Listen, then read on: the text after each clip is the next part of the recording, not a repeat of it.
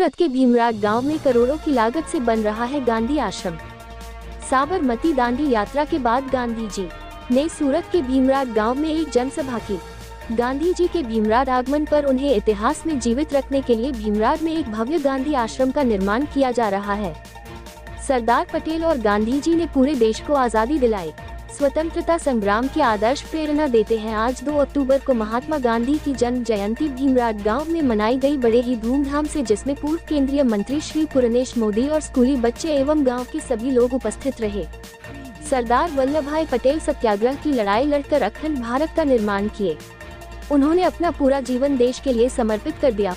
उनकी कोई आलोचना नहीं की जानी चाहिए। ताज़ा खबर देखने के लिए देखते रहे स्टार न्यूज नेटवर्क। जय हिंद।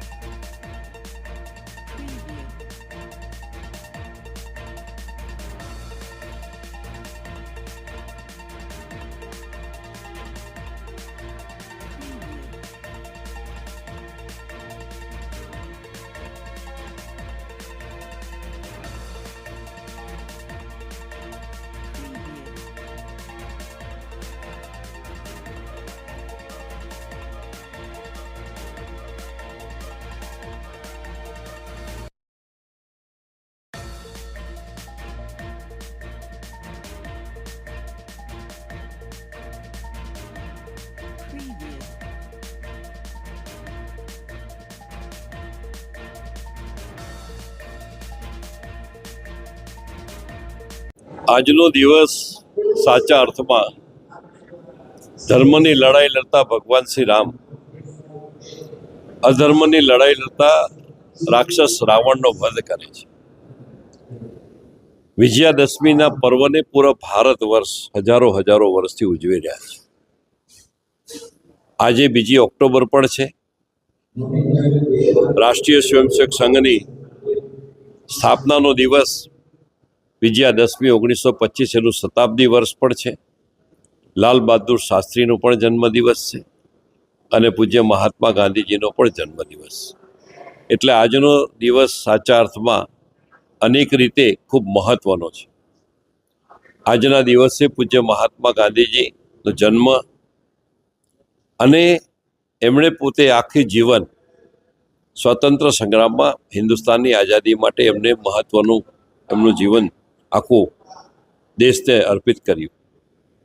અહીં ગુજરાત સરકારે પણ જે પ્રમાણે સાબરમતીથી દાંડીની જે ઐતિહાસિક યાત્રા હતી, એ યાત્રા બાદ દાંડીથી સીધા ભીમરાડ મુકામે આવીને પૂજ્ય મહાત્મા ગાંધીજીએ જાહેર સભા કરી હતી, ભીમરાડ ગામે કરી હતી।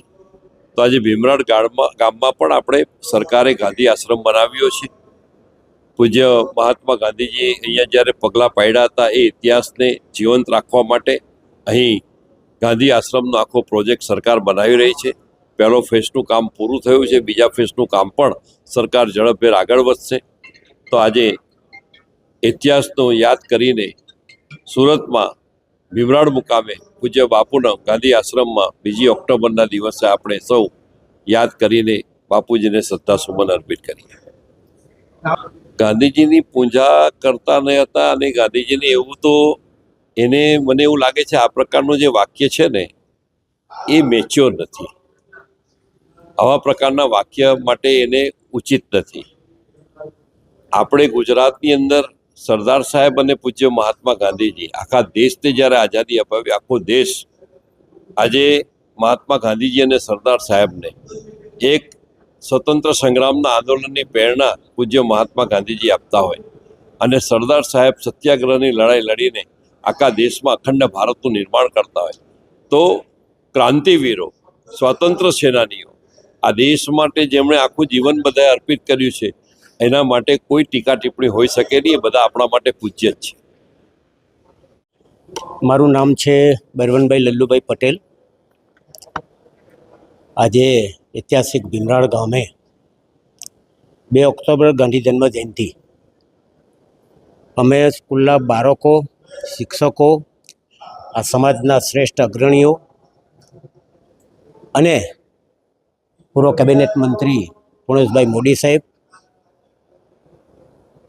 વચ્ચે આ ગાંધી આશ્રમ ગાંધી હોલમાં આ સામૂહિક કાર્યક્રમ રાખ્યો છે મિત્રો.